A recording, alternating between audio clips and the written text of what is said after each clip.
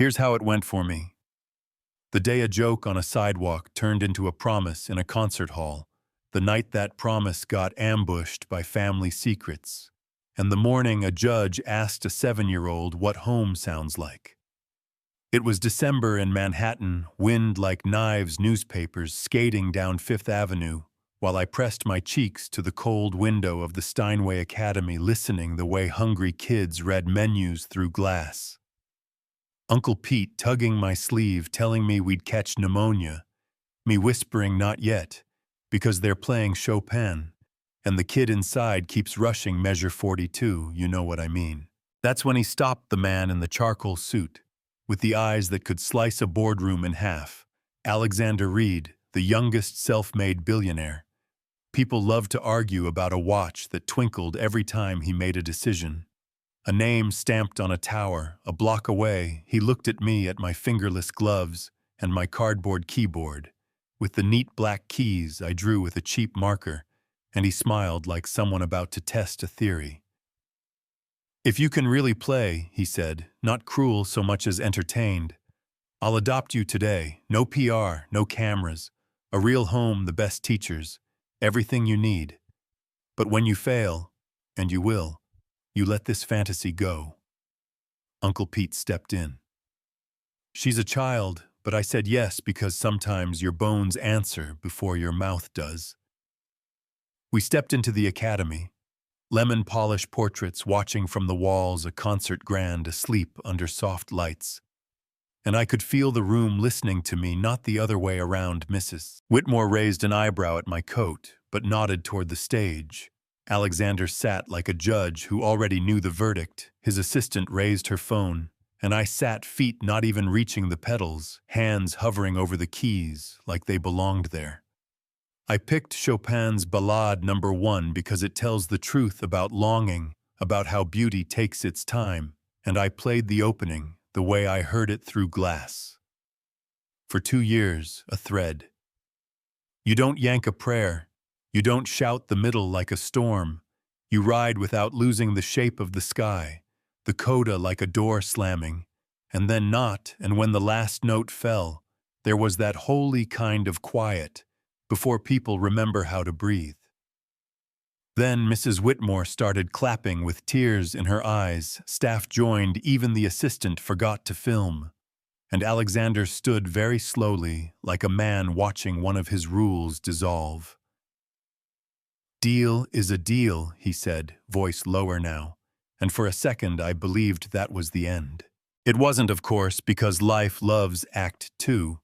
3 hours later, we were in a glass-walled boardroom, 42 floors up, Manhattan, spread like a map, and a private investigator named Ray Morrison laid out files like playing cards, my name, my mother's name, Elena, the waitress who saved me after the crash, records that didn't say adoption, because the system isn't kind to people who are barely holding on, then a clipping about a different Emma.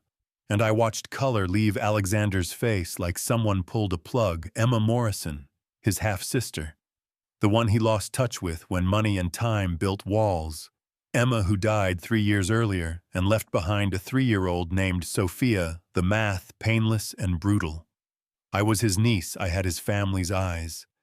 I had a gift that ran like a river under the floorboards he'd built his life on. And while that truth settled like snow, Ray said something else.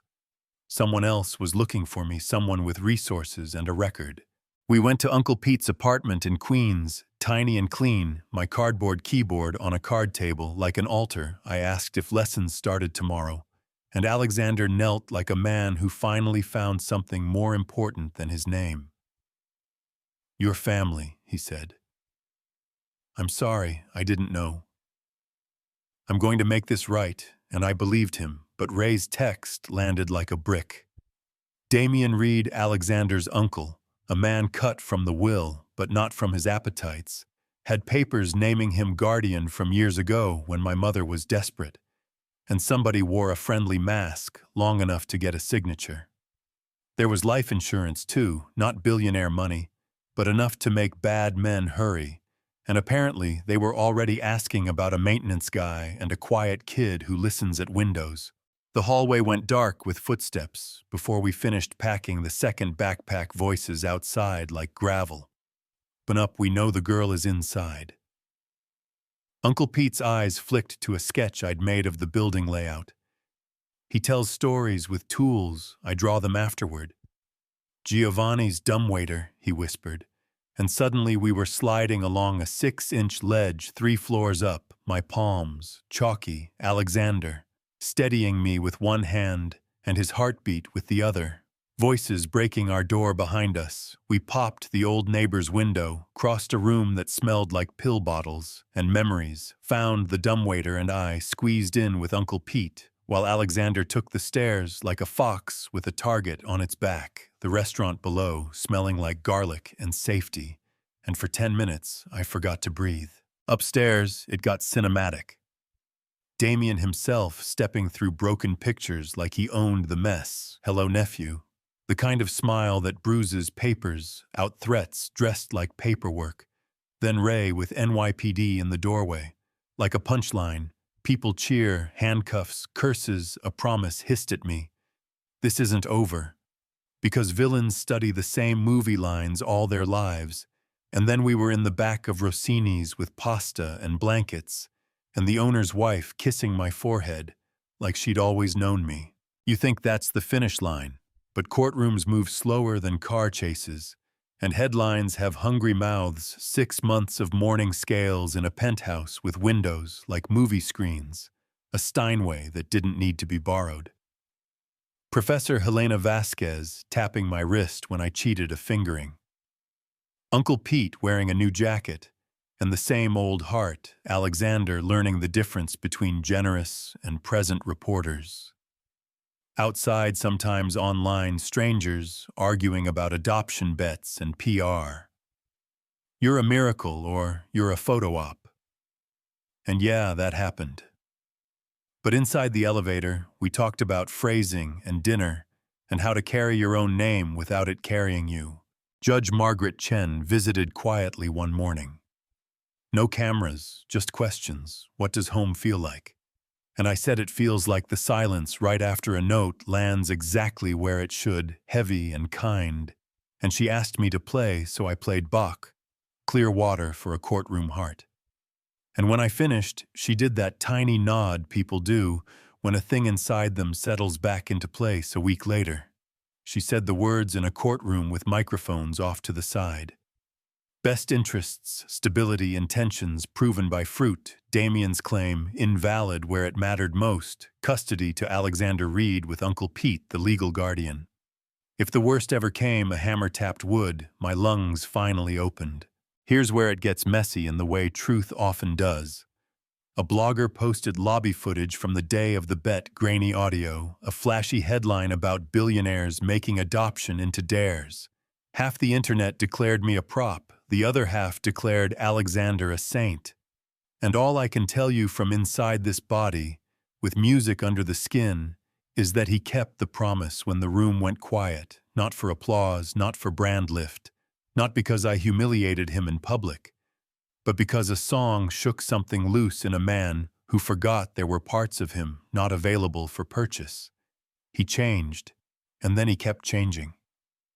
He still turns his phone face down at dinner, still asks about my left hand, like it's a second language he's learning with me, still hires good people and listens when they say no, still thanks Mrs. Whitmore for opening a door, and asks Ray about his knees like old friends do. I'm 7 and also older than that.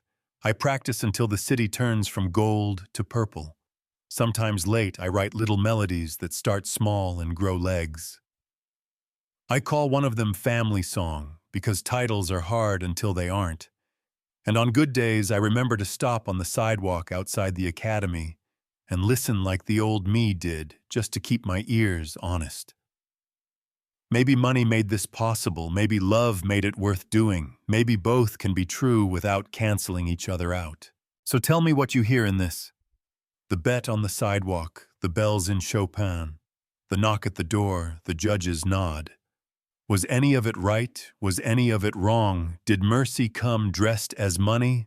Or did money finally learn how to serve? Have you ever seen someone misjudged until the music spoke for them? Drop your take in the comments. Argue.